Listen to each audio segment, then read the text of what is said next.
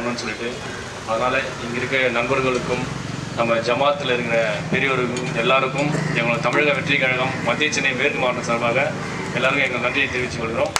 அனைவருக்கும் நன்றி.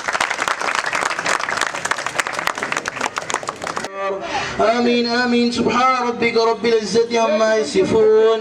اللهم اغفر لي اللهم اغفر لي. آمين آمين. سبحان ربك رب العزة عما يصفون والسلام على المرسلين والحمد لله رب العالمين. صلى الله على محمد صلى الله عليه وسلم. صلى الله على محمد صلى الله عليه وسلم.